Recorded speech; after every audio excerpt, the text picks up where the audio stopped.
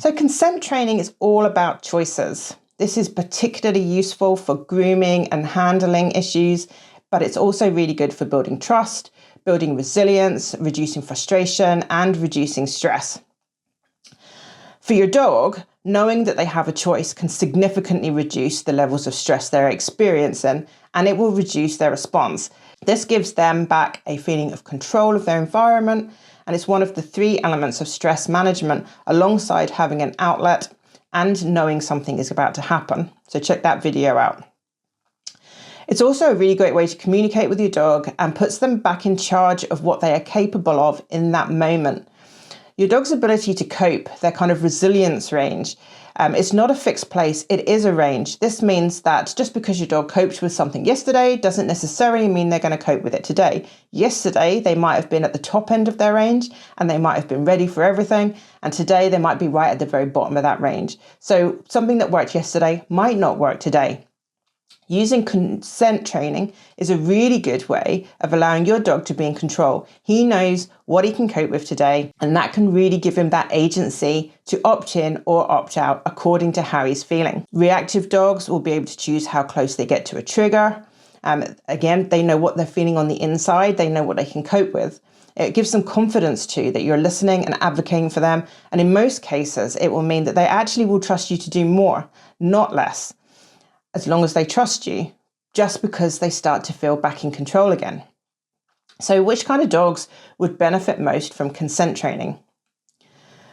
So frustrated dogs, frustration comes from a lack of choices.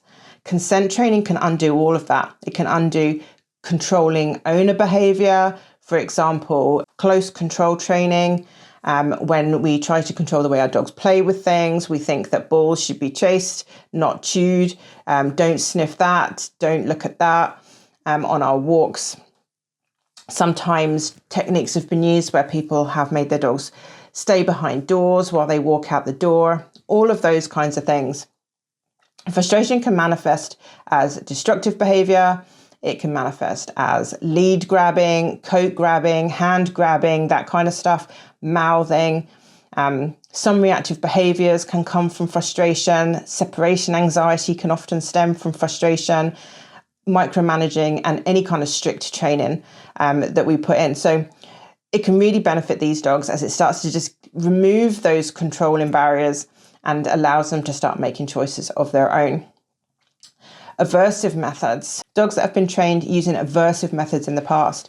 Aversive methods focus on correcting and punishing unwanted behaviors and not rewarding and highlighting what was right. Use of these methods can nurture a fear of trying and a fear of experimenting, because the dog will then expect to get told off or punished for doing the wrong thing, and then will often choose to do nothing or only rely on behaviours that have worked in the past for them. Rather than risk punishment, they stick to stuff they know. And this is not very useful when you want your dog to try a new behaviour as a part of a rehabilitation plan. For example, maybe if you have a reactive dog and you're trying to get them to turn and leave instead of lunge and fight, which is something that lead control can sometimes produce, or if you are trying to reduce trauma, which requires inspiring curiosity. Curiosity is a really, really good way of reducing trauma, but dogs that have had aversive methods used in the past will not be open to curiosity at all, so this can be inhibiting for them. Dogs that have been tricked in the past will benefit from this kind of training. Separation anxiety and recall failures are typical examples where trickery is often used as a way to get the dog to do something that they don't want to do. And separation anxiety, that might look like going out of a window or a back door, or throwing treats into a room while you escape out of a different room. It might look like getting strangers to help catch your dog for you, throwing treats on the ground while you grab them.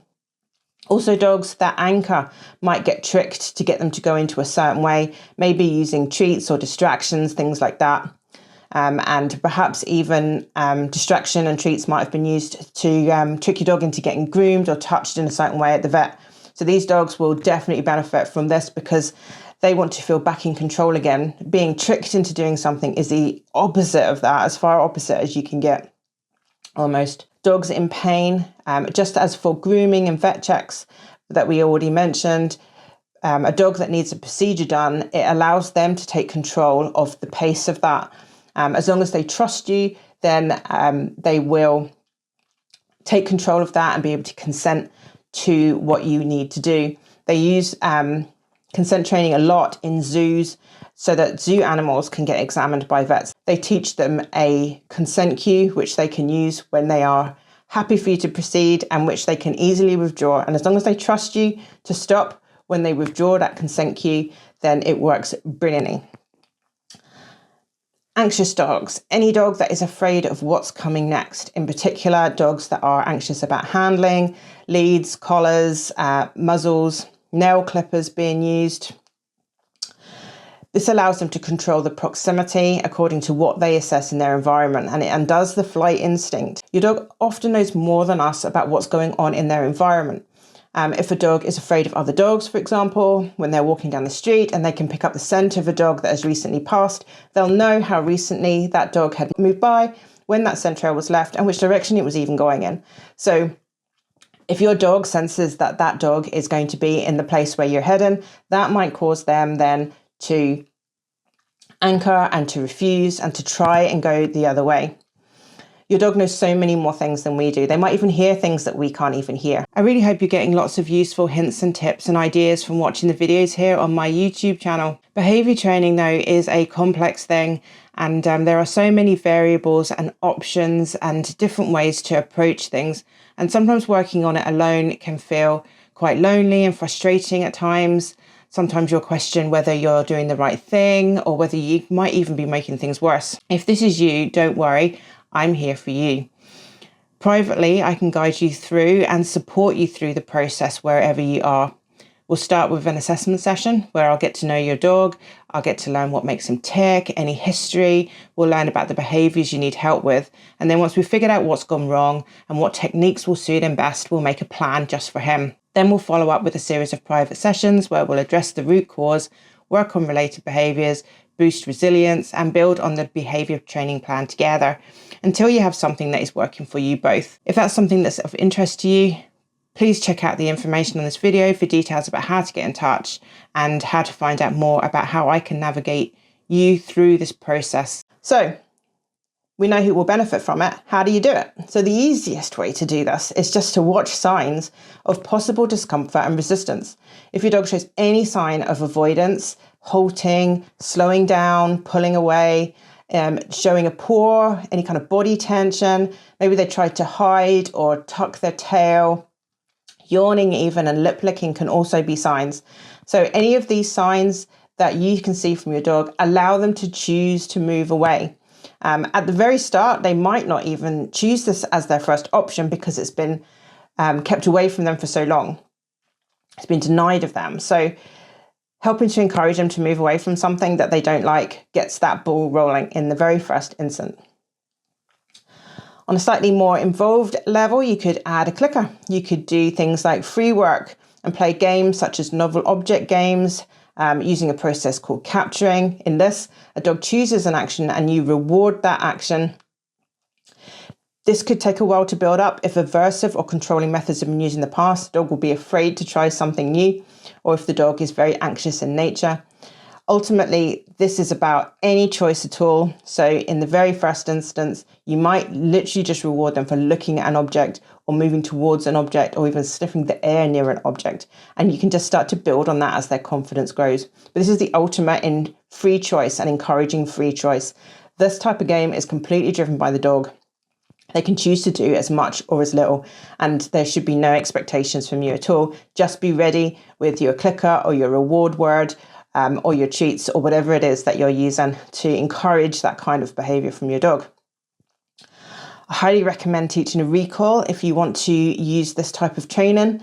A recall allows your dog to get off the lead and make choices of their own really safely.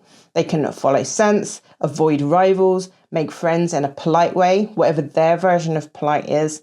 And it allows them to de-escalate when needed. Leads really prevent de-escalation and can cause a large proportion of dog-on-dog conflict. They cause a huge amount of anxiety too, because a dog feels very trapped on a lead.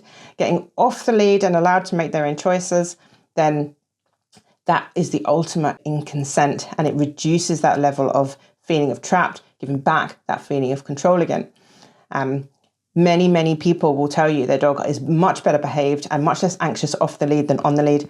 This is why. If you want to take it to a whole nother level, you could get them a set of buttons or get them a please can I toy. So these kinds of things teach them certain actions, such as a button press or a bell ring or picking up a particular toy is a good way of asking for something that they need. So with your buttons, you might teach them to press a certain button to be let out for the toilet, or maybe you might use your bells for that. You might use your buttons to instigate a treat or attention. Maybe a special toy is your play with me toy. So every time they go to that toy, you will engage with them in some kind of play. These are much better ways of asking for attention that they need, that don't involve jumping up and grabbing at your clothes and mouthing at you. I mentioned earlier the chin rest. So more specifically, a chin rest is a very simple way to request consent. This is the kind of thing that you might teach a dog. A similar cue could be used in any kind of animal. Maybe it's to rest a paw in your hand or make eye contact with you. Whatever you feel comes naturally to your dog that they will do easily. So once you've created this thing, you basically agree with your dog what will happen when your dog performs this action. So if it's a chin rest, you might agree that if they put their face on your hand, then you will start to groom them. And as soon as they remove it, then you stop grooming. When they put it back again, you can continue. Maybe you use a cushion or a cloth.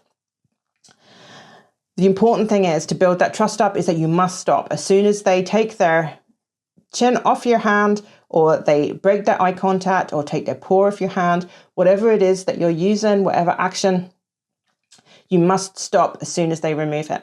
You won't have to spend very long at doing this before they start to experiment, and they'll start to do it on purpose, take it away on purpose, to figure out, is this really what I think it is? Are they really actually doing what I want them to do with this? And it's a great way of giving them back control when you're doing special things like handling, grooming, vet visits, and things like that. So hopefully that's been insightful for you. If you feel like you have anything that you want to add to that, please let me know in the comments if you've got any questions, and I'll see you on the next video. Take care for now. Bye-bye.